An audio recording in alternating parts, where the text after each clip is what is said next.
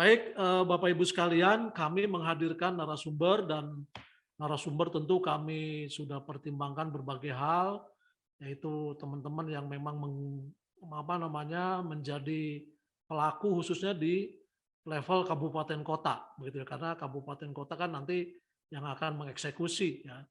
Termasuk alhamdulillah kita ini ada narasumber utama yaitu pelaku langsung pada saat pemilu 2019 yang lalu, yaitu Pak Andi Krisna. Beliau saat ini bertugas di Biro Teknis KPU Republik Indonesia sebagai Kepala Bagian Pengelolaan Peserta Pemilu, Sekretariat Jenderal KPU Republik Indonesia. Oleh karena itu kesempatan pertama Pak Andi Krisna kami berikan untuk menyampaikan berbagai hal terkait dengan sipol. Kami persilakan Pak Andi.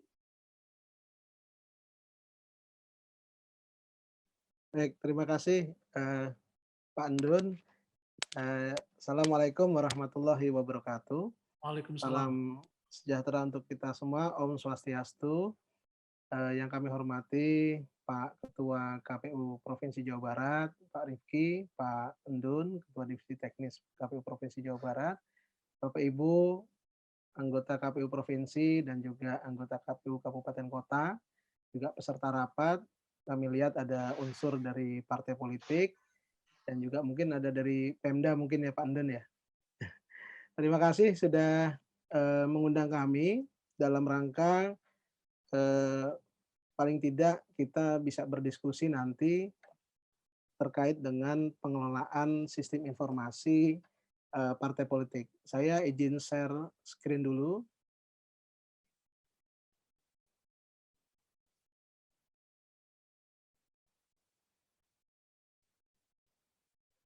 Ya, Bapak dan Ibu, memang apa yang disampaikan oleh Pak Ketua KPU Jawa Barat tadi, Pak Rifki, bahwa proses dinamika di dalam pemilu ini cenderung mengikuti arus zaman ya. Saat ini adalah digital transformasi. Nah, sehingga apapun yang dilakukan senantiasa mengarah kepada prinsip-prinsip yang mengandung makna efektif dan efisien, dan juga transparan serta akuntabel. Nah, inilah yang akhirnya digagas oleh Komisi Pemilihan Umum, dan ini tidak hanya berlaku kepada satu pelaksanaan tahapan verifikasi partai dalam bentuk mengeluarkan atau menetapkan alat kerja berbentuk sipol, tetapi juga berbagai macam tahapan juga digunakan sistem informasi teknologi ini digunakan untuk mempermudah tentunya. Nah, kemudian berkenaan dengan sistem informasi partai politik ini, tentunya kami ingin sedikit mengulas bahwa sebenarnya sipol ini sudah digunakan mulai dari tahun 2014 ketika pemilu 2014. Jadi ketika itu memang proses sipol sudah dibangun. Jadi kalau kita lihat pembangunannya di 2014 sudah dilakukan, dan kemudian memang ada beberapa hal yang tentunya menjadi kendala ketika itu, ada berbagai pertimbangan, beberapa faktor. Salah satunya tentunya diregulasi, karena di situ kita belum memfokuskan atau secara eksplisit di dalam pasal hanya menyebutkan menggunakan atau pemanfaatan teknologi informasi. Nah, itu di PKPU 8 tahun 2012 yang lalu di pasal 32 itu eh, kita menerapkan atau membunyikan pasal itu tidak secara eksplisit penggunaan sipol di sana. Nah, kemudian dalam prakteknya akhirnya itu tidak digunakan secara maksimal di pemilu tahun 2014. Namun yang menjadi hal yang terobosan ataupun menjadi bagian yang baik di sini adalah bahwa proses sipol ini merupakan kesinambungan program, di mana komisioner di era 2012-2017 itu tentunya eh, dengan sipol yang sudah dibangun kemudian menyerahkan ya, menyinambungkan program ini yang akhirnya di periode selanjutnya di 2017-2022 di KPU RI, akhirnya proses inilah yang akhirnya dimantapkan lagi. Artinya benar-benar proses ini diterapkan dan beberapa hal yang menjadi pengalaman-pengalaman di 2014 itu akhirnya menjadi bagian bagian perubahan-perubahan yang akhirnya di dalam PKPU 11 tahun 2017 itu dijelaskan juga bahwa proses sipol itu jelas adalah menjadi sesuatu hal yang harus dilakukan oleh peserta partai politik. Nah, oleh karenanya kalau kita lihat di dalam PKPU 11 itu di pasal 1 angka 30 sebenarnya kita jelaskan pemaknaan atau maksud sipol itu sebuah apa, perangkat teknologi apa, dan digunakan untuk apa. Nah, ini jelas sekali berkaca dengan pengalaman di 2014 yang lalu. Nah, kemudian Bapak dan Ibu, bahwa proses-proses ini tentunya perubahan-perubahan ini akan menghasilkan sesuatu pola yang tentunya nanti akan diikuti oleh partai politik. Jadi secara modernnya ya, secara maksud dari penggunaan sipol ini, KPU itu ingin mewujudkan suatu pengelolaan verifikasi partai politik, itu yang pertama, efektif dan efisien. Kemudian yang kedua, secara tidak langsung bahwa partai politik ini paling tidak ini ada merubah, ada gerakan perubahan juga menuju sesuatu manajemen yang modern tentunya. Nah, artinya manajemen modern di mana pemanfaatan teknologi ini menjadi syarat, ya boleh dikatakan syarat mutlak ya untuk digunakan untuk kondisi-kondisi yang memang harus kita lakukan untuk mempermudah pekerjaan. Nah, sehingga apa sih yang menjadi peran dari Sipol ini? Tentunya hal-hal yang manual tentu didigitalisasikan. Hal-hal yang tadinya tidak mengandung keakuratan ini menjadi lebih akurat. Nah, inilah yang akhirnya beberapa hal ini yang akhirnya kita terapkan. Nah, sebagai informasi, sedikit bercerita bahwa ternyata partai politik ketika di tahun 2019 itu, ketika kami berkoordinasi dengan Kementerian Hukum dan HAM, di situ jelas bahwa terdaftar kurang lebih 73 partai politik ketika itu. Nah, kemudian perkembangannya adalah ketika 73 partai politik sudah kita data, kita berkoordinasi dengan Kumham, kemudian eh, proses selanjutnya adalah kita mengundang partai politik yang ada yang berbadan hukum itu untuk dihadirkan ke KPU dalam rangka sosialisasi dan BIMTEK. Nah, jadi yang kami sebutkan di awal adalah ada beberapa hal ketika 2014 tidak bisa dijalankan. Ya, salah satunya selain peraturan adalah sosialisasi yang mungkin waktunya tidak memadai. Nah, kita memakai waktu ketika di 2017 itu, walaupun undang-undang ketika itu belum ditetapkan, Undang-Undang 7. Nah, sosialisasi pertama kita itu ada di bulan Maret ketika itu. Nah, yang hadir dari 73 ini sebanyak 34 partai, 31 partai. Nah, kemudian di bulan selanjutnya, di bulan April, ini kurang lebih ada 34 partai yang hadir. Nah, di sini yang memang terjadi KPU beralih ya dari 2012, 2017 ke 2017, 2022. Nah, sehingga di sinilah di bulan April ini dan selanjutnya ditangani ada pergantian komisioner ketika itu.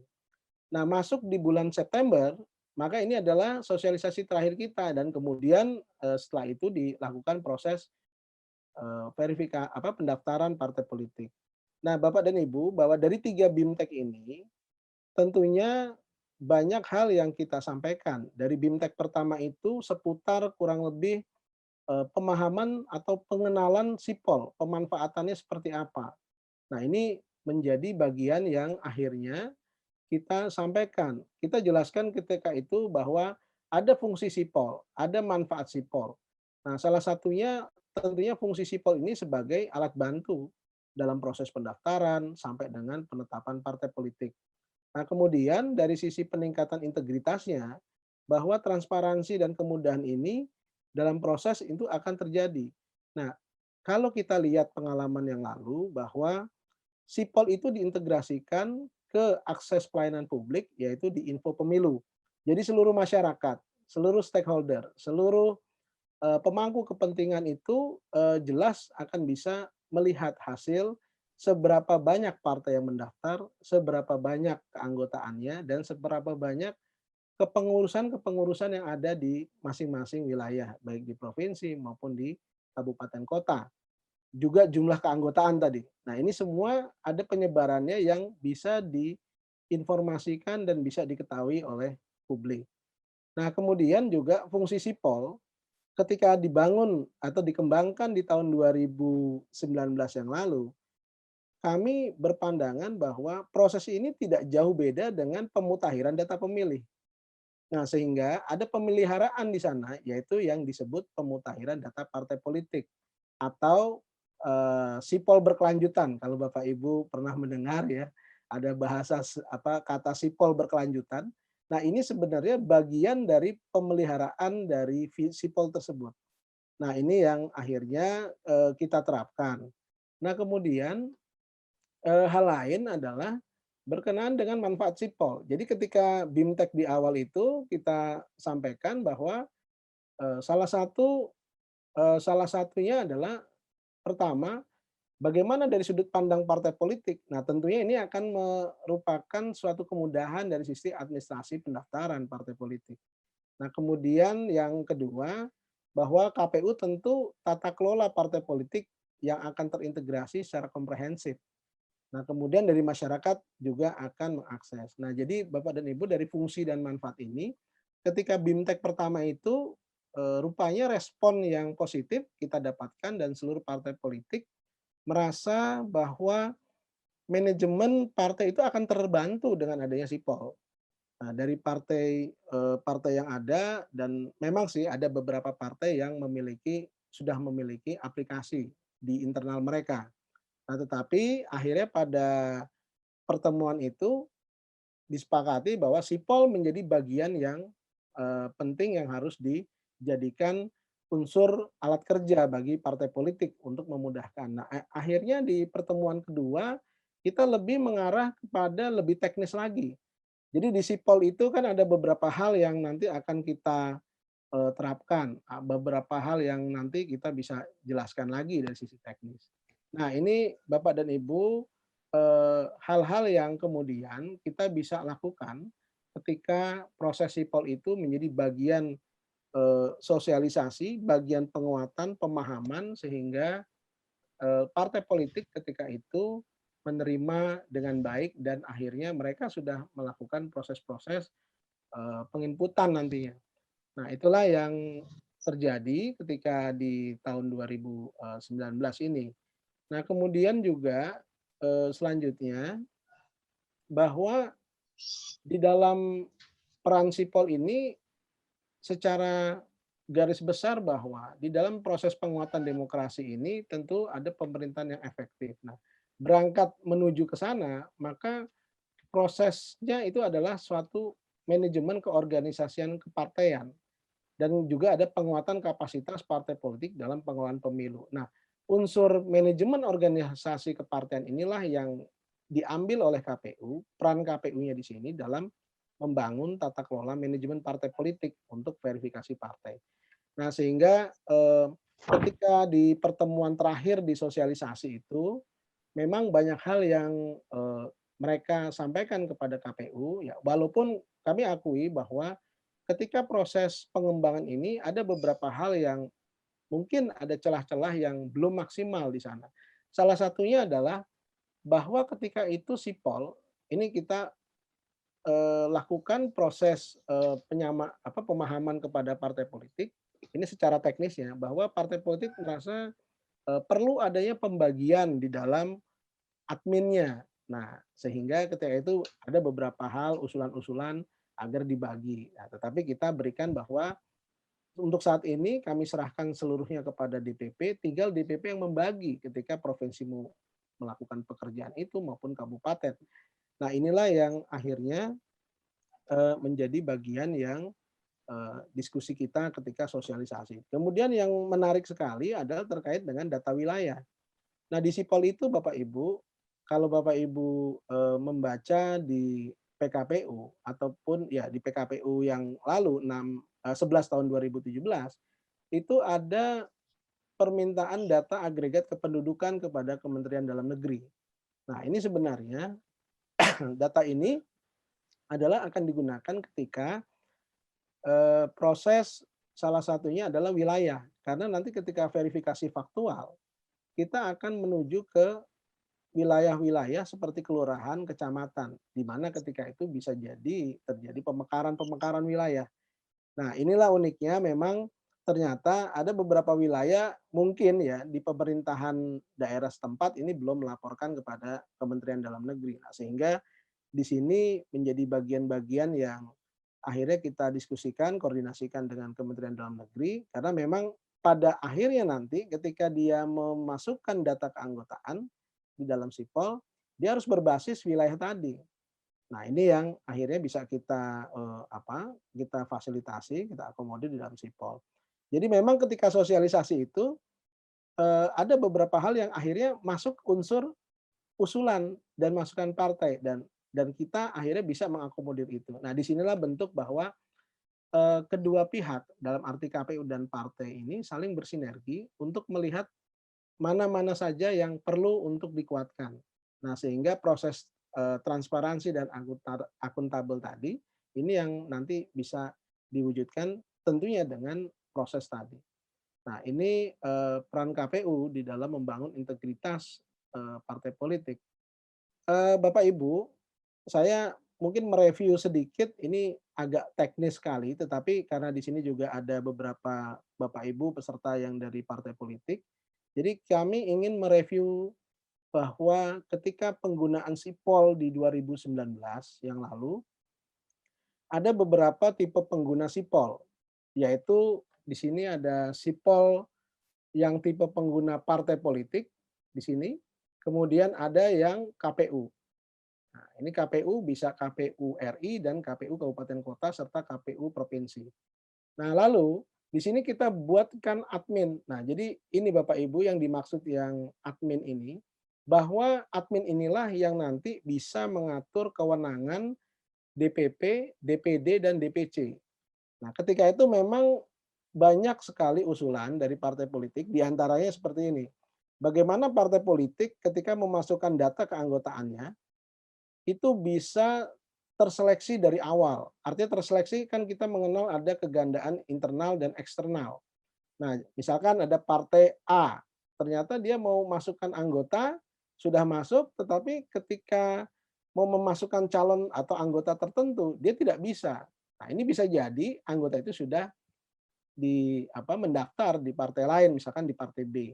Nah, hal-hal itulah akhirnya menjadi bagian usulan juga ketika itu, sehingga memudahkan partai politik untuk bisa mendata dari awal, menjaring dari awal. Nah, itu sudah kita fasilitasi. Nah, fungsi kaitannya dengan user ini sebenarnya menjadi bagian pekerjaan dari internal partai untuk mengelola baik SK kepengurusan, kemudian kantor domisili, lalu kemudian keanggotaan partai politik. Nah, ini akan dikelola oleh masing-masing. Tetapi ketika 2019 kita tidak menggunakan pembagian-pembagian ini, semua diserahkan DPP. Silahkan, itu bisa sampai 500 lebih admin, silahkan bisa dikelola di masing-masing partai politik. Nah, sehingga disinilah akhirnya beberapa waktu lalu itu kami juga koordinasi, komunikasi dengan beberapa partai, memang rata-rata semua dikelola oleh DPP. Semua dikelola dengan DPP karena khawatir karena terjadi mereka beranggapan begini, kalau diserahkan kepada kabupaten atau provinsi khawatirnya ada sesuatu hal yang mungkin dari datanya tidak valid atau juga operator yang mungkin dia keluar dari partai tiba-tiba. Nah, proses inilah yang akhirnya dikhawatirkan oleh beberapa partai politik ketika itu. Nah, sehingga semua dikelola oleh DPP. Tetapi paling tidak ini sudah kita berikan beberapa hal ini. Nah, kemudian masuk kepada KPU. Di sini ada super admin KPU RI tentunya, di mana super admin ini kenapa kalimatnya katanya super? Karena kita bisa melihat yang ada di mengontrol nih, mengontrol semua. Tetapi mengontrol super admin ini adalah di lingkup KPU. Kemudian juga ketika memberikan username dan password kepada partai politik. Nah, tentunya ini juga menjadi bagian kewenangan dan kita bagi admin ini kepada peran-peran ketika ada pendaftaran, ada verifikasi, dan ada helpdesk. Nah, tentunya orang-orang yang masuk di sinilah yang diberikan akun tersebut, sehingga bagaimana ketika proses pendaftaran, di sinilah peran-peran tipe pengguna dari KPU ini untuk menjalankan proses pendaftaran. Lalu masuk ke verifikasi administrasi di sini, baik di KPU RI maupun di KPU kabupaten kota. Dan kemudian di sini dari sisi helpdesk. Nah, helpdesk lebih kepada pelayanan publik dan kemudian dari sistem penggunaan sipol itu sendiri. Nah, di sini kita berikan nih ada pelatihan sipolnya bagi para operator dari partai politik yang memang ketika itu belum memahami secara maksimal. Kita berikanlah peran di sini. Nah, ini eh, review terkait dengan tipe pengguna sipol yang waktu itu di 2019 diberikan ke masing-masing, baik parpol maupun ke KPU. Nah, kemudian juga dari sisi proses bisnis sipol, Bapak dan Ibu, kalau kita melihat dari tiga hal ini, ada KPU, KPU provinsi, dan parpol, bisa KPU kabupaten kota karena kaitannya dengan keanggotaan, maka unsur-unsur ini kita mulai dari registrasi partai politik yang kemudian oleh partai itu dia akan mengaktifasi akunnya sendiri. Nah, lalu apa yang dilakukan oleh parpol di sini? Nah, kalau kita lihat di sisi kanan ini, di layar ini, maka dia akan input profil partai, data keanggotaan, data pengurus, data kantor. Baru terakhir tuh cetak. Nah, jadi proses-proses inilah kemudian yang nanti berjenjang akan dilakukan proses penelitian. Nah, dulu masih bahasanya penelitian administrasi. Nah, kemudian nanti KPU RI akan menetapkan status penelitian. Lalu barulah proses-proses ini akan berjalan seperti urutan-urutannya, keanggotaan, keterwakilan perempuan, faktual kantor partai, kemudian cetak formulir. Nah, jadi memang seluruh etapa atau seluruh tahapan yang ada di verifikasi partai politik atau pendaftaran partai politik, semua include di dalam proses bisnis sipol ini. Nah, sehingga disinilah kalau boleh dibilang upload data anggota, data pengurus ini merupakan sebuah upaya transformasi digital ketika itu. Nah, sehingga ini sudah mengarah kepada tentunya big data yang akan dikelola oleh KPU. Nah, sehingga inilah yang akhirnya dilakukan ketika di 2019 ini proses-proses pendaftaran maupun verifikasi. Bapak Ibu, untuk informasi saja bahwa ketika pendaftaran itu kurang lebih 7 juta anggota dari 27 partai politik yang mendaftar menggunakan sipol. Nah, jadi kalau tadi ya ada 73 partai berbadan hukum di Kementerian Hukum dan HAM, kemudian dari 73 yang sosialisasi itu kurang lebih sekitar 31-32 partai politik yang hadir. Lalu dari anggap saja 32 atau 34 ya, tadi paling banyak itu 34 partai politik, itu yang menggunakan dan mendaftar ke sipol ketika proses itu hanya 27 partai politik. Nah, nanti partai dari 27 tadi itu dikompres lagi tuh. Ada beberapa hal yang akhirnya tidak maksimal juga. Nah, hal inilah yang akhirnya proses-proses itulah yang masuk di dalam sipol kita. Nah, sehingga ini yang bisa kita sampaikan bahwa ternyata memang dengan teknologi ini sebenarnya kalau kita lihat dari partai-partai yang sosialisasi hadir di BIMTEK sekitar anggap saja 34, maka 27 ya itu boleh dibilang semua berarti setuju dan mengarah kepada proses perubahan. Nah, terobosan perubahan inilah yang mau tidak mau ini mengubah karakter dan perilaku dari partai politik menuju digitalisasi tadi, yang manual menuju digitalisasi. Nah, inilah proses-proses yang akhirnya dilakukan. Kemudian kalau kita lihat dari proses alur aplikasi, bagaimana sih alur aplikasi sipol untuk user partai politik? Maka kita akan mulai, maka partai politik itu akan datang kepada KPU. Nah, di sini ada dua hal, secara nasional itu di KPU RI, dan secara lokal, partai lokal itu ada di KIP Aceh untuk melakukan registrasi akun. Nah, kemudian setelah itu KPU mendaftarkan email partai ke aplikasi Sipol. Nah, jadi prosesnya lalu kita akan lakukan penyampaian atau sistem akan mengirimkan langsung link aktivasi akun melalui email. Nah, jadi nanti operator atau admin yang ditugaskan itu, dia akan terkirim link aktivasi itu melalui email. Nah, lalu baru user parpol melakukan aktivasi dari link akun yang sudah dikirimkan, kemudian parpol melakukan input data. Nah, di sinilah Bapak Ibu bahwa ternyata ada beberapa manajemen-manajemen yang harus dilakukan dan disinilah partai politik akan mengisi input data tersebut, mulai dari profil partai, input data, input pengurus, input data kantor. Kemudian setelah itu selesai. Disinilah peran Sipol dalam rangka memfasilitasi seluruh dokumen persyaratan yang ada di partai politik guna menjadi bakal parpol peserta pemilu. Nah, kemudian bahwa di dalam elemen informasi fitur partai politik, melihat di partai politiknya bahwa di profil partai politik ini yang pertama, apa saja sih yang akan dilakukan oleh partai politik? Di sini ada input profile, ada detail profile, ada ubah profile, ada alamat notarisnya. Di data anggota ini ada input data anggota. Nah, Bapak Ibu, bicara mengenai integrasi, integrasi data. Jadi ini menarik sekali ya. Kemarin kami bahas nih untuk persiapan 2024 bahwa partai politik mengusulkan adanya integrasi data. Nah, jadi sekalian kami ingin menyampaikan bahwa ke depan itu di 2024 apa yang apa yang ingin dilakukan atau keinginan partai seperti apa. Nah, ternyata di sini Bapak dan Ibu, mereka menginginkan adanya integrasi data yang walaupun di 2019 itu sudah dilakukan. Nah, integrasi data di 2024 inilah mereka inginkan ada 3 hal sebenarnya. Ada API, ada sharing database, dan kemudian ada secara offline ya.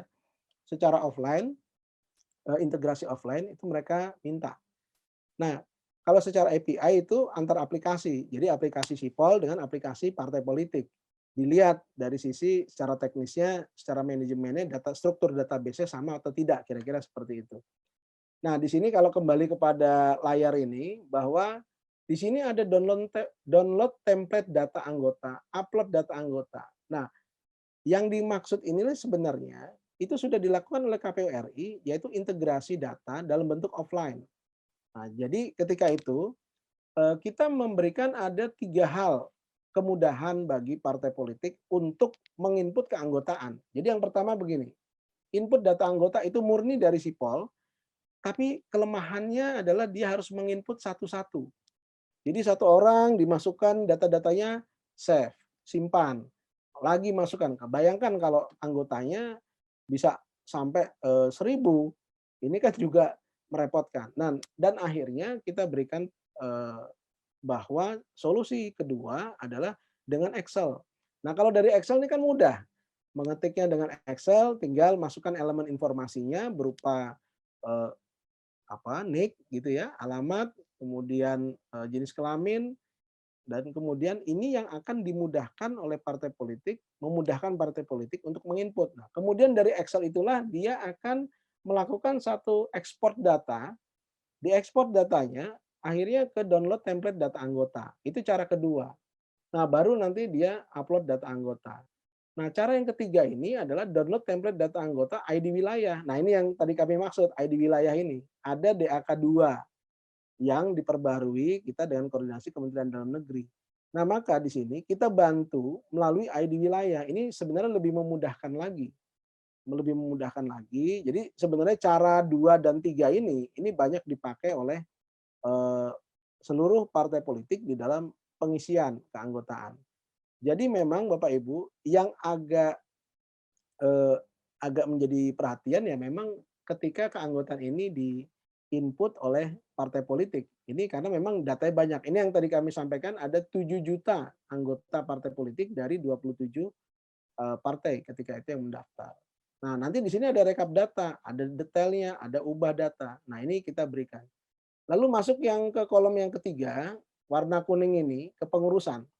Nah, disinilah perannya para partai politik ini memasukkan kepengurusannya dari pusat, provinsi, kabupaten, sampai kecamatan. Tetapi pada pelaksanaannya kemarin dikelola oleh DPP, ya tentunya berjenjang secara internal mereka. Nah, ini dimasukkan seluruhnya ke pengurusan dari pusat sampai dengan kecamatan. Nah, inilah yang akhirnya ini yang dikatakan manajemen modernnya partai politik. Kenapa? Karena mereka mempunyai struktur kepengurusan yang lengkap dari pusat sampai dengan kecamatan. Ini yang mungkin sebelumnya ini belum tersajikan atau terdokumentasikan dengan baik di beberapa partai, di beberapa partai. Tapi kemarin banyak partai yang akhirnya mereka mengapresiasi bahwa ini akhirnya mereka terbantu dengan sipol ini. Kenapa? Ya ini, kepengurusan ini mereka lengkap. Nah, kenapa ini menjadi landasan statement mereka bahwa ketika itu kan ada pilkada selanjutnya. Nah, sehingga mereka bertanya ketika itu, apakah sipol nanti akan memutakhirkan data atau memudahkan ketika pilkada? Karena ada usungan dari partai politik di situ kan. Nah, kemudian inilah yang menjadi jawaban ketika itu di 2019 bahwa inilah yang nanti akan menuju proses ke pemilu kada dan inilah yang boleh dijadikan cikal bakal sipol yang berkelanjutan lah. Kira-kira ini sudah diterapkan ketika pemilihan 2020 yang lalu. Tentu Bapak Ibu di KPU kabupaten kota atau provinsi yang pilkada akhirnya memanfaatkan sipol dalam arti integrasi ke info pemilu. Nah, maka info pemilu itulah yang akhirnya menjadi rujukan bagi sebagian, bukan sebagian besar ya, semua KPU yang melaksanakan pilkada ketika itu. Nah, kemudian di kolom yang berikutnya paling kanan itu data kantor. Nah, data kantor ini, Bapak Ibu, ini mengupload mulai dari keterangan kalau di bawah itu kan misalnya keterangan kecamatan ya, domisili gitu ya, dari dinas di wilayah masing-masing di Pemda. Nah, ini semua ada semua. Jadi memang akan benar-benar lengkap sekali bahwa partai itu memiliki data sampai tingkat kecamatan, sampai tingkat kabupaten kota. Ya, kecamatan ini alamat, tapi nanti kalau dari sisi faktual dia tidak akan difaktualkan, tapi paling tidak ada alamatnya kira-kira seperti itu. Nah, lanjut ke elemen informasi fitur partai.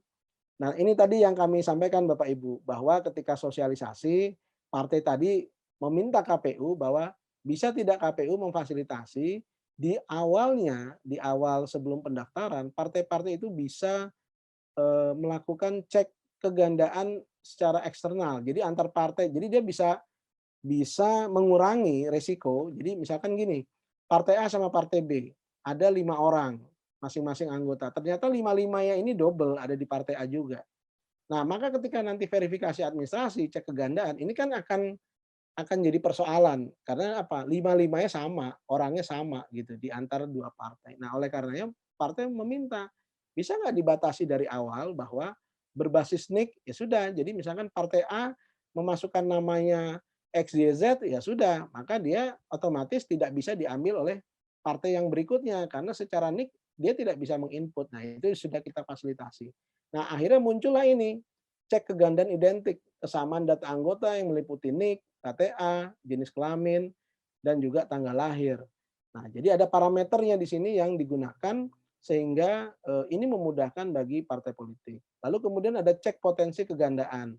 Potensi ganda ya NIK yang sama tapi namanya misalkan Andi K, A Krisna gitu ya. Nah, ini benar kan nih orangnya Andi Krisna misalkan. Padahal ternyata begitu dicek ternyata NIK-nya sama. Nah, ini potensi-potensi kegandaan yang akhirnya ini akan muncul di dalam sipol itu yang nanti kalau dulu ada klarifikasi. Jadi di dalam Vermin itu ada klarifikasi. Sebenarnya untuk memastikan apakah orang ini memang benar-benar kalau kalau tadi cek kegandaan ya apakah benar nih Andi Krisna kira-kira gitu.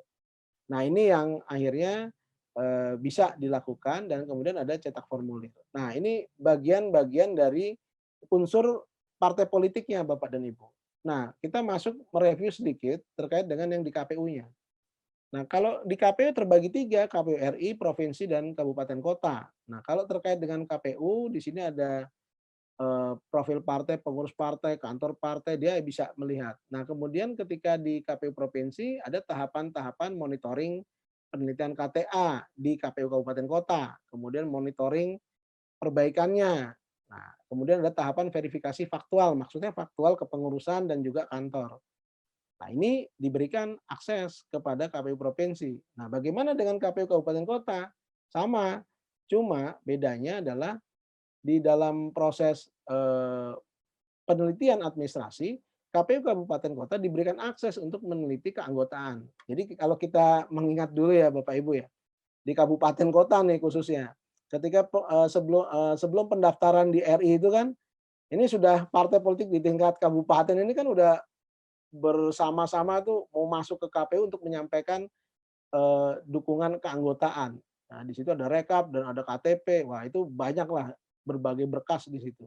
Tapi ternyata KPU RI-nya ini belum menerima, partai pusatnya belum mendaftar.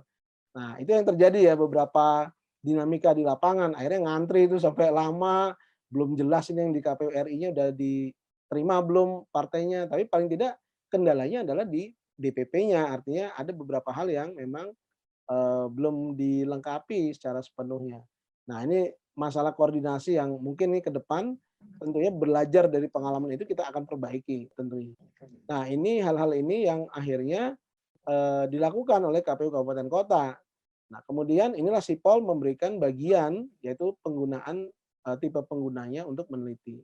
Lalu masuk ke tahapan verifikasi faktual. Nah, di verifikasi faktual ini Bapak Ibu paling bawah ini sebelah kanan paling bawah itu dilakukan dua hal, kepengurusan dan keanggotaan. Nah, sehingga disinilah peran KPU kabupaten kota ketika itu untuk melakukan proses-proses itu, baik pada saat faktual dan maupun faktual perbaikan. Nah, kalau secara keseluruhan ruang lingkup Sipol, dari unsur-unsur mulai dari KPU, KPU provinsi, kabupaten kota, dan partai politik, maka yang pertama itu ada manajemen data pengguna. Nah, data pengguna itu tadi yang admin baik di partai untuk manajemen data pengguna di KPU sendiri. Nah, kalau yang parpol kan sudah dilakukan. Terus kemudian manajemen data penggunaan partai nasional, manajemen data pengguna partai lokal, lalu sampai dengan manajemen kantor partai politik. Nah, itu yang akhirnya kita gunakan di dalam Sipol. Nah, ini sedikit mereview secara teknis, paling tidak ini gambaran utuh bahwa Sipol ini kerangkanya seperti apa, isinya seperti apa, dan kemanfaatannya itu akan seperti apa kira-kira. Nah, ini yang kita sampaikan mereview dari Sipol, memang agak sedikit teknis. Tetapi ini perlu kita sama-sama ketahui karena ke depannya 2024 kurang lebih tidak jauh seperti ini Bapak Ibu. Walaupun ada pastinya pengembangan-pengembangan sedikit yang kita lakukan ya. Nah, tapi paling tidak ini gambaran utuh yang menjadi cermin kita bersama baik di KPU, KPU provinsi, kabupaten kota dan di partai politik. Nah, berangkat dari yang tadi kami jelaskan, apa sih di 2024 ini nanti? Nah, maka peran-peran itu yang akan kita maksimalkan dan kalau kita lihat Bapak Ibu yang kemarin ikut di FGD bahwa peran sentralistik itu akan kita terapkan. Jadi semua itu ke KPU RI semua. Nah, maksudnya peran sentralistik itu adalah ketika ada misalkan saja verifikasi administrasi di KPU kabupaten kota yang sekarang udah pakai prinsipnya adalah less paper. Jadi besok ini pakainya less paper, bukan paperless. Jadi less paper itu masih ada kertas yang digunakan yang disampaikan nanti dalam bentuk rekap. Jadi nanti harapannya adalah tidak ada lagi tuh membawa box-box besar itu kepada KPU dari partai politik maupun juga KPU kabupaten kota. Karena dari sisi keanggotaan kan ada di level KPU kabupaten kota. Kita memanfaatkan sepenuhnya transformasi digital ini seluruh yang manual itu didigitalisasi. Nah, jadi tadi kalau bayangan tadi kan masih campuran ya. Kalau yang ini kita sudah benar-benar memaksimalkan itu juga didukung dengan nanti infrastruktur dan hal-hal lain yang nanti sudah kita koordinasikan dengan pusat data dan informasi di KPU RI.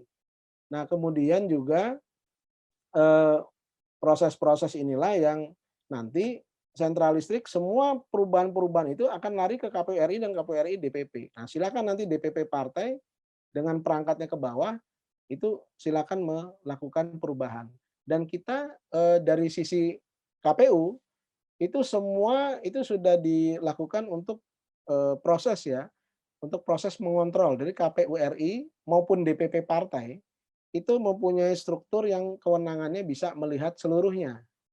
Lalu turun ke provinsi, KPU provinsi maupun sebutannya DPD ya misalnya atau DPW. Nah, maka dia hanya melihat di kabupaten kotanya saja, tapi dia tidak bisa lihat antar provinsi seperti itu. Nah, baik pula ke KPU kabupaten maupun di unsur partai politik. Jadi itu unsur-unsur itu yang manajemen itu yang kita lakukan nanti di 2024. Nah, paling tidak itu gambarannya saja sekilas. Nah, kemudian masuk kepada infografis dari pendaftaran Bapak Ibu. Ini sedikit kami ingin menyampaikan perkembangan atau perjalanan, kenapa sih kok bisa jadi 16 partai politik yang saat ini ada di Indonesia ketika pemilu 2019.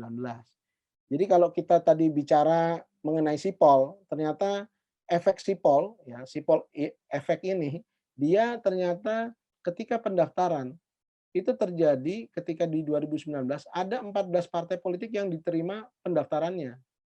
Lalu ada 13 partai politik yang ditolak pendaftarannya. Jadi ketika tadi kami sampaikan ada 27 partai politik yang menggunakan sipol, ya ini 13 partai politik ini tentunya mereka ada beberapa hal yang tidak lengkap datanya ketika itu.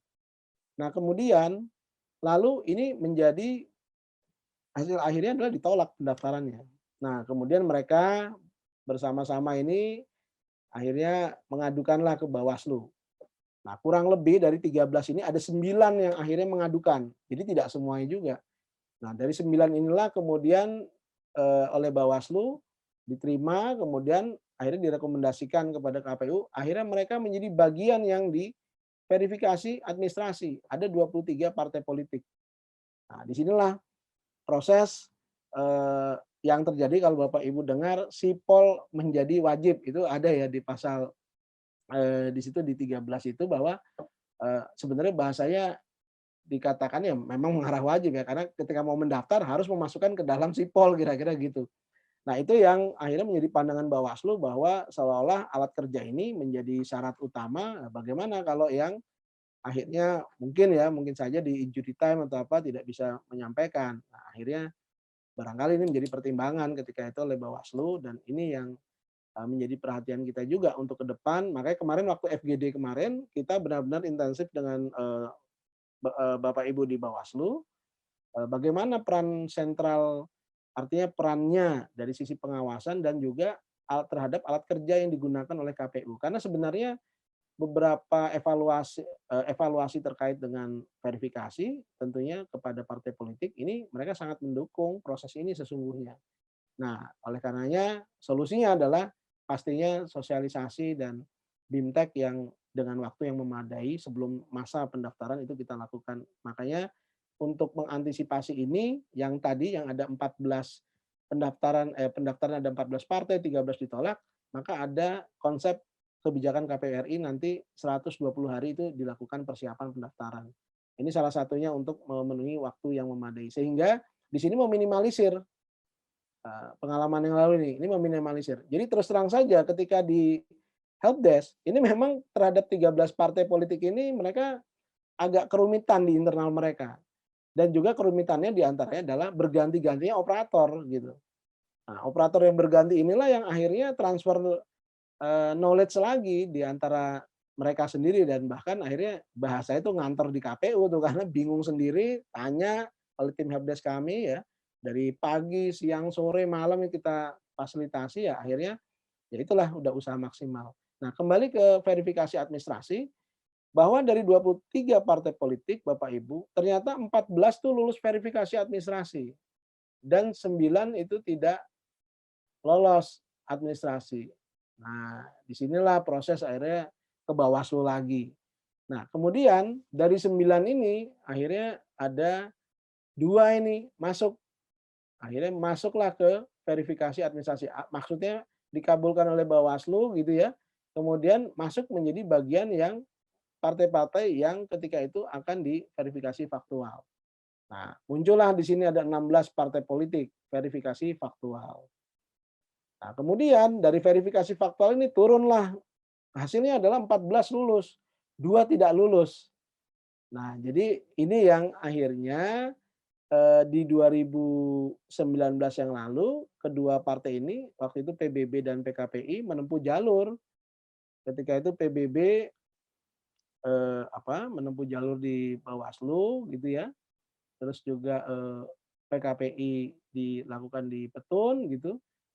Nah ini akhirnya dalam penetapan partai politik ini menjadi 16 partai politik. Akhirnya mereka dikabulkan semua ini dari Bawaslu maupun di PT UN. Nah, sehingga ketika itu ditetapkanlah seluruh partai politik 16. Walaupun penetapannya tidak bersamaan yang dua ini. Jadi waktu itu 14 itu sama beserta 4 partai lokal. Tapi yang dua ini akhirnya dalam waktu yang berbeda karena memang eh, di antara ini kan putusan PT UN ini juga memakan waktu juga. Nah, sehingga inilah terjadi penetapan 16 partai politik. Nah, dari seluruh rangkaian ini Bapak Ibu, di verifikasi partai politik juga dari Sipol, tentunya kita ada KPU RI mengeluarkan buku, mungkin Bapak Ibu sudah mendapatkannya. Kalau memang belum, nanti setelah acara ini kami sampaikan PDF-nya untuk dengan judul catatan reflektif. Nah, ini KPU RI sudah mengeluarkan buku catatan reflektif dalam rangka verifikasi partai. Disitulah diuraikan berbagai uraian dari mulai dari proses kebijakan peraturan, masuk kepada teknologi informasi, kemudian tantangannya ke depan seperti apa, dan diantaranya adalah salah satunya catatan reflektif dari dalam. Nah ini ketika ada kekuatan, kelemahan, kemudian peluang dan tantangan ini, memang satu hal di kekuatan kita bahwa verifikasi ini dipayungi regulasi yang memadai ketika itu.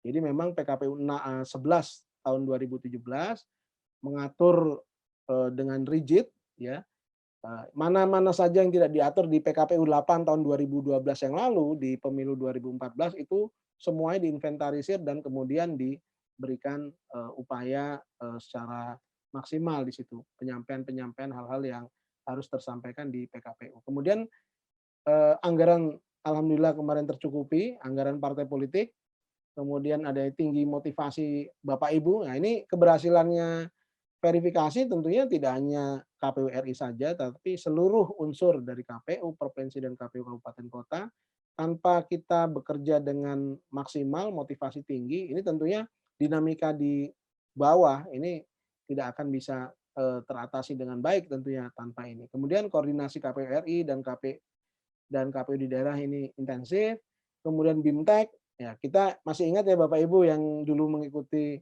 BIMTEK di 3 wilayah ya, kita intensif dan bahkan waktu itu Pak Ketua itu minta seluruhnya sampai kabupaten. Jadi tidak lagi berjenjang. Biasanya kan KPU RI ke KPU provinsi, tapi benar-benar kemarin seluruhnya sampai kabupaten kota itu dibimtekkan. Karena apa? Regulasi itu supaya secara utuh diterima bagaimana landasan filosofinya kenapa kok harus dilakukan seperti ini setiap pasal. Kemudian dari sisi operator kita di sekretariat KPU provinsi, kabupaten kota memahami tentang sipol itu karena mereka lah menjadi garda terdepan ketika helpdesk itu akan berperan walaupun selain Bapak Ibu komisioner tapi sekretariat dari sisi aplikasi sipolnya ini juga menjadi bagian penting. Nah, kemudian kita telah menetapkan petunjuk teknis ketika itu. Jadi bisnis proses Fairpol yang kami jelaskan nih di slide sebelumnya, ini dituangkan dalam Juknis. Nah, sehingga di situ kita ingat bahwa Juknis itu benar-benar rinci ya, proses-proses yang apa yang harus dilakukan itu kita rinci di Juknis pendaftaran dan verifikasi.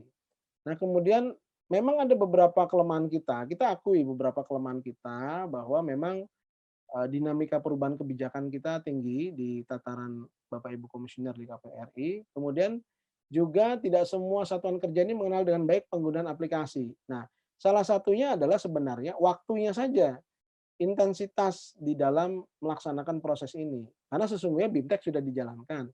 Tetapi mungkin karena waktunya mepet ketika itu, sehingga ini menjadi dampak juga pengenalan secara maksimal terhadap penggunaan aplikasi. Nah, juga ada beberapa daerah yang juga ada jadwal pilkada ketika itu. Pilkada 2018 ya Bapak Ibu. Karena kan dilakukannya di 2017. Nah, kemudian jaringan internet belum merata di semua daerah. Ya, karena ketika itu tidak ada sipol offline ketika itu. Nah, akhirnya ada beberapa hal-hal yang perlu disiasati untuk bisa melaksanakan baik di KPU. Nah, makanya dalam pelaksanaannya itu partai politik itu banyak diambil alih ke pusat semua, karena memang kendalanya kendala jaringan. Tetapi yang kondisi KPU-nya, contohnya KPU RI ketika melakukan analisa kegandaan, itu kan akan menurunkan kepada KPU provinsi, KPU kabupaten kota untuk selanjutnya dilakukan proses pengambilan sensus atau sampling seperti itu. Nah, ketika jaringan ini bermasalah, ini kan tidak bisa mengolah itu. Nah, ini yang hal-hal itu yang akhirnya alhamdulillah sudah bisa teratasi oleh Bapak Ibu di KPU kabupaten kota. Nah, kemudian juga ada dokumen yang diserahkan partai kurang sesuai dengan regulasi.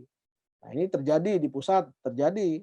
Kemudian di KPU kabupaten kota terjadi. Kenapa? Regulasinya dalam hal ini dari tataran keputusan KPU tentang juknis, kan itu diatur nih urutannya daftar. Contohnya namanya X, Y, Z. Nah, maka KTA KTP ini kan harus menyesuaikan. Nah, kira-kira ada hal-hal yang mungkin secara sosialisasinya kita belum secara maksimal ketika itu. Nah, ini salah satu kelemahan kita. Kemudian sipol kurang persiapan karena simultan dengan tahapan yang berjalan dan keterlambatan penyediaan anggaran. Memang kalau dilihat dari kekuatan tadi anggaran mencukupi, tetapi waktunya ketika penggelontoran atau pemberian anggaran itu waktunya yang terlalu sempit memang. Nah, mungkin beberapa hal lain bahwa di dalam teknis sipol itu memang jadi sipol begini Bapak Ibu, sipol itu merupakan salah satu aplikasi ketika di 2017 itu yang dikembangkan dan di situ dilakukan audit oleh BPPT.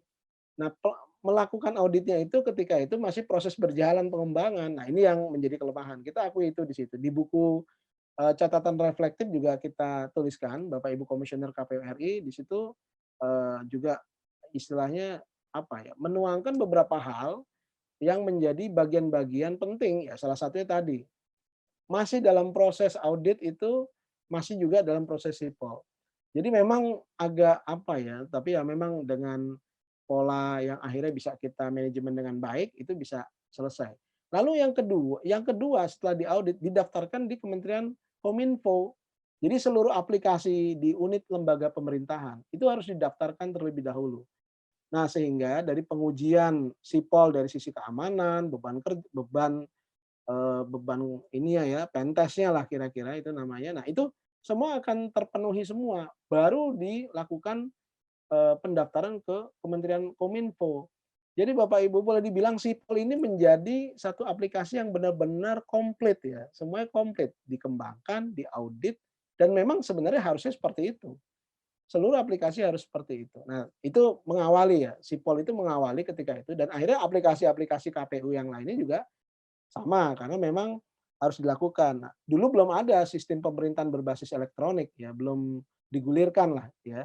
Sehingga hal-hal inilah yang sebenarnya eh, menjadi cikal bakal tentunya. Nah, ini alhamdulillah sudah kita lakukan. Nah, tapi ke depan ini juga menjadi bagian penting, terutama uji coba. Mungkin kalau bagian dari kelemahan uji coba ini yang mungkin akan kita terapkan nanti KPU kabupaten kota atau partai ya, khususnya partai. Semua partai masukkan data. Makanya nanti rencananya Bapak Ibu di dalam timeline kami bahwa nanti ada uji coba Sipol ini yang pengembangan baru, versi baru ini, seluruh partai itu akan dicoba untuk menginput data, partai politik. Jadi sejauh mana beban yang akan diterima oleh server KPU, sehingga nanti pada saat waktunya kalau 2019 itu ada 7.000 anggota, terus bisa ribuan lagi PDF ya dengan jumlah batasannya berapa ratus megabyte atau udah bahasanya tera barangkali ya. Nah, maka ini sejauh mana bisa menangkal itu. Nah, ini menjadi bagian yang perlu kita lakukan. Nah, peluang kita apa? Nah, ketika itu ternyata Bawaslu juga memeriksa ulang proses verifikasi. Dalam arti begini, kemarin kita berikan juga akses kepada Bawaslu, Sipol itu. Tapi dari sisi monitoring. Nah, itu kita berikan. Kemudian juga pemangku kepentingan mengawal proses Sipol dan kemudian juga masing-masing memahami tugas fungsinya. Nah, memang ada tantangannya, yang terakhir ini tantangannya bahwa batas waktu ini tidak ditepati oleh partai, ya. Kemudian ada berkas administrasi ini baru diserahkan menjelang batas waktu. yang ditetapkan oleh KPU, infrastruktur sipol ini memang belum maksimal kita akui. Saya ingat sekali teman-teman atau Bapak Ibu di KPU Papua ini, wilayah Papua, Papua Barat. Itu kan jaringannya ada kabel bawah laut ya, atau di Maluku, tapi kami terima informasi yang sering dari Papua nih. Ketika gempa segala macam, udah selesai itu semua tuh. Nggak ada tuh jaringannya. Jadi mungkin dalam satu wilayah di provinsi itu ya off semua mungkin jaringan. Ini terjadi ketika itu, itu terjadi. Nah ini ada beberapa solusi-solusi yang akhirnya bisa dilakukan ketika itu di Papua salah satunya. Nah ini juga ada kebijakan KPU yang tidak dibatalkan karena putusan Bawaslu menganulir. Nah ini maksudnya begini, sipol itu kan kemarin wajib, tetapi bagaimana caranya ketika kita mengecek analisa kegandaan dari keanggotaan, itu kan tidak bisa kalau manual. Nah, oleh karenanya, oke, ketika yang bersangkutan partai itu tidak bisa melakukan misalkan seperti SK pengurus ya Bapak Ibu ya. Karena gini, yang namanya kepengurusan ini kan kalau sesuai undang-undang di pasal 173 di ayat 3 di Undang-Undang 7 itu 2017, itu kan disebutkan berjenjang tuh kepengurusan di pusat, provinsi 100%, kemudian punya keanggotaan kepengurusan di kabupaten ada 75%, di kecamatan 50%. Nah, ketika itu salah satu nggak memenuhi, kan runtuh semua itu. Makanya kenapa partai-partai diantaranya tidak lolos itu adalah terkait dengan kepengurusan. Jadi kalau batasannya 50% di kecamatan, misalkan di kabupaten eh, mana, misalkan di Kota Bandung misalkan. Nah, kalau di Kota Bandung punya 10 kecamatan saja, ambil setengahnya kan ada 5. Nah, maka kebanyakan memang memenuhinya di 5. Tapi ketika kepengurusannya nggak ada, kurang ini terjadi. Nah, maka ini yang jadi persoalan kecuali dia punya apa namanya ketika Fermin ya ketika mengajukan itu lebih. Nah, ini kadang-kadang terjadilah seperti itu. Bahkan pada saat pendaftaran juga ada kekurangan-kekurangan itu data, ada terjadi. Makanya itu banyak tadi ada 13 partai politik yang tidak lolos ketika pendaftaran. Nah, inilah kebijakan itu dan pada akhirnya sipol tetap dipakai oleh KPU. Di sini maksudnya.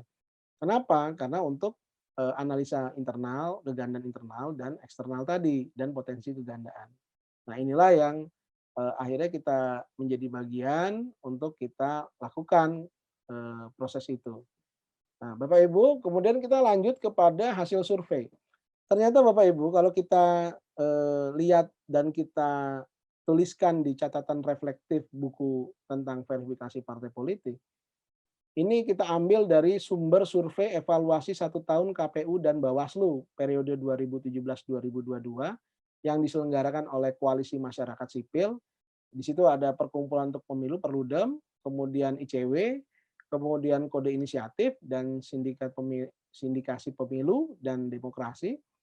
Nah, ternyata ada satu respon negatif pada tahapan verifikasi parpol. Nah, ini sebenarnya di sini kalau kita lihat di grafik ini ada 53% kurang setuju. Apa sih judulnya? KPU memberikan pelayanan yang adil dan setara dalam verifikasi parpol. Nah, menurut mereka ini kita masukkan juga nih di dalam buku itu bahwa ternyata dari sisi penelitian atau survei ini memang respon negatif ini pada subtahapan ini boleh jadi ini tidak terlepas dari perubahan metode verifikasi akibat munculnya putusan MK. Nah, Bapak Ibu pasti kan ingat tuh yang 55 itu. Nah, akhirnya verifikasi itu dilakukan di kantor partai politik, bukan door to door lagi. Artinya di masing-masing keanggotaan. Jadi ditarik akhirnya ke kantor. Makanya muncullah peraturan KPU nomor 6 tahun 2018 yang menggantikan PKPU 11 tahun 2017 itu. Nah, sehingga disinilah salah satu penilaian hasil survei akhirnya ini. Tapi ini dilandasi ini menurut mereka dari ICW dan Perludem, kemudian juga Kode Inisiatif. Nah, ini mereka mendapatkan hasilnya seperti ini. Nah, nanti Bapak Ibu bisa baca nanti di buku, nanti akan kami kirimkan di setelah ini di chatnya, mungkin di kolom chat atau ke panitia nanti. Mungkin kolom chat ya kami kirim. Nah, inilah hasil dari survei ini. Nah, kemudian sebelum berakhir nih kami ingin menyampaikan beberapa hal permasalahan yang terjadi pada tahapan pendaftaran dan verifikasi yang lalu. Nah, yang pertama Bapak dan Ibu, ini penyampaian dokumen persyaratan. Ini di sebelah kiri nih. sebelah kiri, paling kiri ini. Nah, ini yang di dokumen yang disampaikan itu tidak lengkap. Lalu yang kedua, pemenuhan persentase 75% kepengurusan partai politik di kabupaten ini yang diinput dalam sipol lebih sedikit daripada hard copy yang diserahkan pada saat pendaftaran gitu. Nah, jadi ini juga menjadi ya ini dilematis juga ya. Harusnya kan tidak ya, tapi ternyata ketika diinput di sipol dia malah justru lebih sedikit daripada hard copy yang diserahkan. Nah, ini berarti kan penginputannya belum maksimal ketika itu dari partai politik. Terus juga dokumen yang disampaikan partai politik kurang sesuai dengan yang ada di regulasi.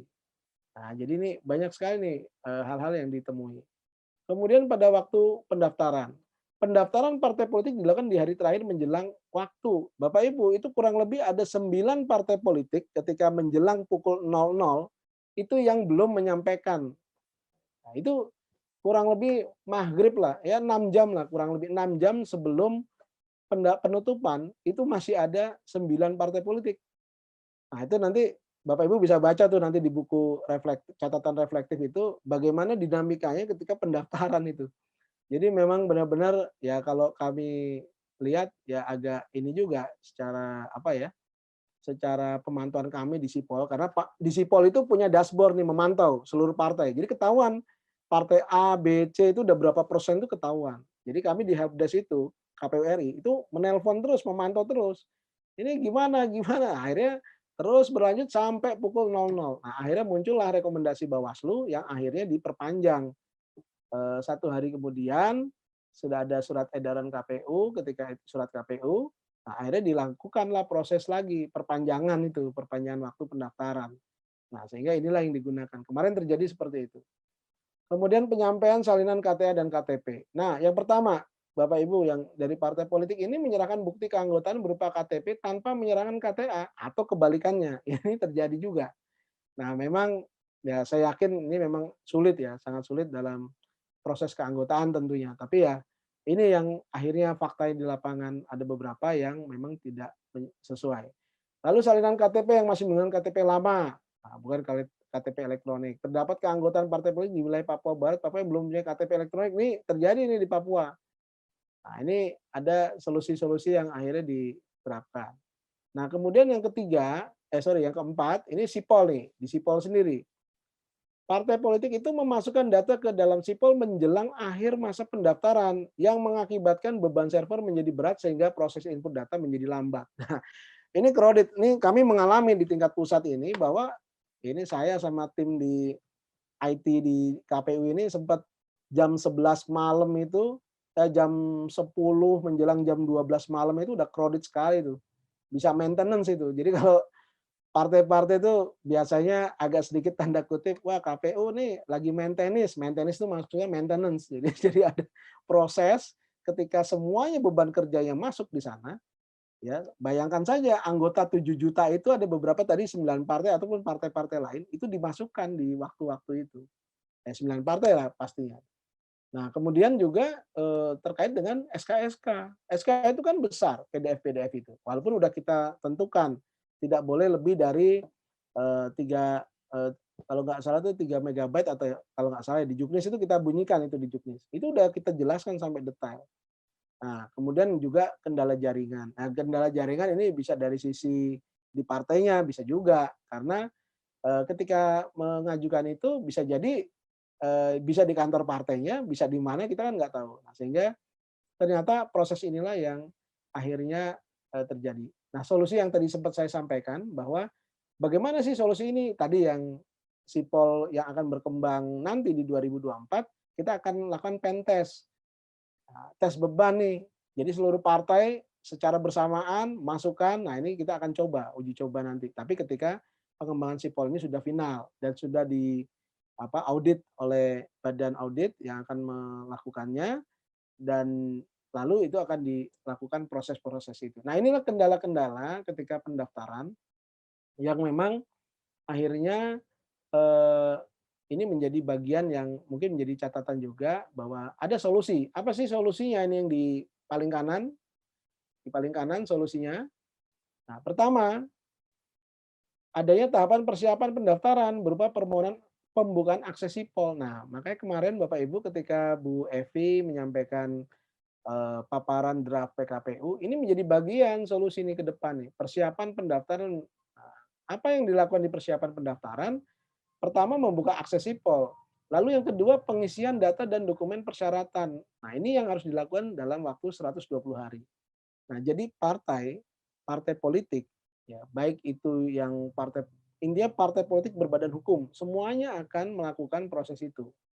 Sehingga disinilah peran KPU nanti di helpdesk, baik di KPU RI, KPU provinsi, KPU kabupaten kota yang akan memberikan informasi karena nanti informasinya terkait walaupun itu dilakukan nantinya di pusat, tapi kan tetap mereka akan menginput. Bisa jadi DPP partai itu mendelegasikan pekerjaan itu kepada partai politik di kabupaten kota, bisa terjadi. Lalu KPU kabupaten kota akan menjadi sumber informasi bagi mereka. Bagaimana? Nah, ini kan bagian itu yang nanti kita akan layani mereka. Nah, inilah 120 hari ini, mudah-mudahan ini menjadi bagian yang sangat penting sehingga berkaca dari 13 partai politik yang ditolak pendaftarannya, ini sebagai akibat kekurangan kesiapannya lah kira-kira dari sisi data dokumen. Nah, ini yang terjadi. Yang kedua, data dan dokumen partai politik disampaikan melalui sipol. Bapak Ibu, kalau kami di KPU RI maupun di KPU kabupaten kota, mereka sudah, ini saya ingin menggambarkan nih, mereka membawa box nih. Box itu tidak hanya satu, bisa sampai 20 box, 30 box itu bisa dibawa. Akhirnya mereka kesulitan sendiri dengan membawa itu. Nah, ini sebagai dampak ketika itu sipol itu masih ada manual, kemudian itu juga masih dipergunakan hal-hal seperti itu. Nah, oleh karenanya kemarin komisioner KPU RI menimbang bahwa dengan proses ini tentunya dengan transformasi digital, nah sangat sangat dianjurkan dan kita akan memberikan terobosan baru adalah ini, data itu by sipol semua. Jadi nanti Bapak Ibu, ini untuk informasi bahwa mulai dari SK kepengurusan, domisili kantor, kemudian keanggotaan udah otomatis, lalu KTA, KTP, surat pernyataannya misalkan, itu semua udah by sipol semua, melalui sipol semua. Jadi tidak ada lagi nanti Bapak Ibu di KPU provinsi akan menerima berkas-berkas manual lagi, enggak. Di KPU RI pun juga sama, tidak akan menerima lagi berkas yang banyak bertumpuk-tumpuk dan juga partai politik juga tidak disulitkan. Jadi kalau bahasanya sekarang adalah kalau kita mengenal istilah ada green election gitu ya, atau pemilu yang benar-benar ramah lingkungan. Nah, ini akan diterapkan. Kemudian pemilu yang digital, itu jelas. Sehingga pemilu yang digital dan green tadi, itu yang akan menjadi bagian yang tidak terpisahkan. Dan inilah menjadi bagian implementasi di dalam proses yang besok akan dihadapi pertama kali oleh KPU RI, yaitu tahapan verifikasi partai politik. Nah, kemudian yang ketiga, pendaftaran dilakukan secara sentralistik hanya di KPU. Kemudian meningkatkan spesifikasi server, kemudian pengembangan sipol offline. Nah, Bapak Ibu, ada beberapa daerah bisa jadi mungkin di Jawa Barat ya, mungkin nggak tahu saya kalau di Bali, tapi beberapa daerah di kabupatennya ya banyak yang agak kesulitan sinyalnya gitu ya. Nah, makanya pengalaman Sirekap kemarin tuh yang Bu Evi sering cerita itu ada Sirekap by mobile ya, web, kemudian ada Sirekap offline. Nah, ini belajar dari pengalaman yang lalu, maka untuk sipol ini kita berikan sipol offline nanti. Nah, sehingga bagian-bagian mana nanti akan secara teknis akan kami jelaskan nanti. Tapi paling tidak pengembangan ini sudah mengarah ke sana. Nah, ini permasalahan verifikasi partai tentunya kalau dari yang kami lakukan pencermatan, kalau tadi kan pendaftaran, ini ada verifikasi. Nah, ini banyak sekali yang paling atas ini yang paling atas verifikasi keanggotaan. Ini nama anggota yang tercantum dalam sipol ini berbeda dengan nama yang tercantum pada KTP dan KTA. Nah, ini nanti Bapak Ibu di KPU Kabupaten Kota nih akan mengalami ini. Lalu yang kedua terkait dengan luas wilayah dan geografi dan jumlah keanggotaan. Ini berpengaruh kepada beban kerja petugas verifikasi. Nah, tahapan Verpol itu belum ada pembentukan panitia ad hoc atau badan ad hoc seperti PPS dan PPK. Nah, sehingga waktu itu mengenal verifikator lapangan ya Bapak Ibu ya. Jadi KPU Kabupaten Kota itu diberikan anggaran, hire verifikator lapangan itu yang untuk membantu Bapak Ibu di KPU Kabupaten Kota. Nah, kemudian juga ini yang penting sekali ini nomor 3 ini. Ada perbedaan pemahaman dalam penentuan MS-TMS antara KPU kabupaten kota dengan Bawaslu kabupaten kota. Ini banyak terjadi. Nah, sehingga kemarin arahan pimpinan juga kenapa kemarin Bawaslu senantiasa terus dilibatkan, baik masuk ke dalam tataran pasti kalau kebijakan ya, tapi tataran teknis ini aplikasi pun juga diajak masuk ini sekarang. Jadi paling tidak nanti penerapan dari sisi kebijakan, lalu penerapan di aplikasinya yang dituangkan dalam bisnis proses nanti, itu diketahui oleh mereka, paham mereka, dan ini nanti akan menjadi bagian yang akan diintegrasikan dalam sisi pemahaman kepada semua tingkat di Bawaslu. Nah, sehingga harapannya apa yang terjadi yang lalu ini tidak akan ya seperti tahun 2017 yang lalu lah ketika verifikasi partai politik. Lalu verifikasi ke dokumen ini yang kedua. Ini saya dari atas nih ke bawah nih. Yang pertama perbedaan dokumen yang disampaikan dengan yang diinput di dalam sipol. Terus terdapat dokumen berupa kertas kosong. Jadi prinsipnya begini, karena ini transformasi digital, semua serba diupload. Jadi berkas kosong pun diupload dalam rangka memenuhi apa? Memenuhi nanti kan ada tandanya tuh hijau sama merah gitu ya. Ketika dia nggak ada ya merah itu. Jadi ada beberapa hal yang pasti belum diisi. Jadi antisipasinya mungkin nih dimasukkan berkas kosong, udah masuklah di sana. Ini banyak nih terjadi kayak begini. Nah, tetapi ini menjadi bagian yang nanti BIMTEK yang kita kuatkan ke dalam proses verifikasi ke partai politik.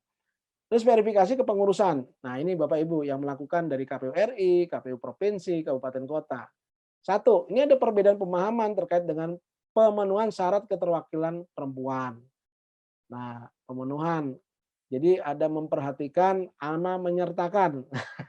Ini hal-hal inilah yang akhirnya di kemarin nih, ini waktu kita FGD dengan partai politik, memang ini menjadi perhatian juga usulan-usulan. Tapi ini menjadi nanti kebijakan KPU RI ya untuk menentukan sampai tingkat kabupaten kota. Lalu ada perubahan domisili kantor, perubahan SK kepengurusan setelah verifikasi dokumen persyaratan. Nah, ini juga terjadi juga permasalahan-permasalahan ini. Nah, lain-lain dinamika perubahan kebijakan tinggi, tidak semua satuan kerja mengenal baik dengan penggunaan sipol. Ya, ini tadi yang kami jelaskan mengenai intensitas BIMTEK. Terus kemudian proses verifikasi baru selesai ketika tahapan berikutnya dan segera dimulai. Nah, solusi ya apa Bapak Ibu?